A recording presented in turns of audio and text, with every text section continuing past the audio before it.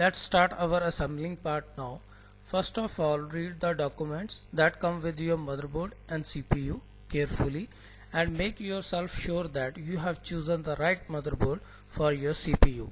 Like in this case, we have taken AMD 3000 plus, thus motherboard we have chosen must have 754 pin CPU socket in that, so that it is compatible with the CPU. Socket requirements is different for different CPUs. Locate the 754 pin ZIP socket on the motherboard. Lift up the socket lever to at least a 90-degree angle. Position the CPU above the socket such that the CPU corner with the golden triangle matches the socket corner with a small triangle. Now carefully insert the CPU into the socket until it fits in place. When the CPU is in place, push down the socket lever to secure the CPU. The lever clicks on the side tab to indicate that it is locked. Now it's time to install heatsink and cooling fan.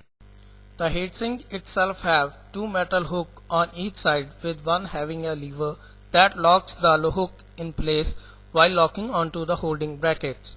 Make sure that the lever is in unlock position or unlock it by turning it anti-clockwise.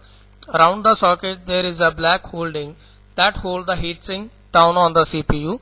This is also called heatsink holding bracket. Hook one side of the heatsink to the bracket and then lower the heatsink on the CPU so that it is properly set over the CPU.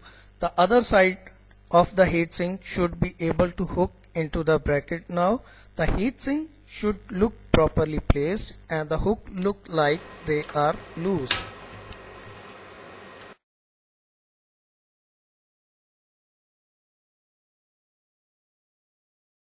Now the final step is lock the heatsink with the holding bracket.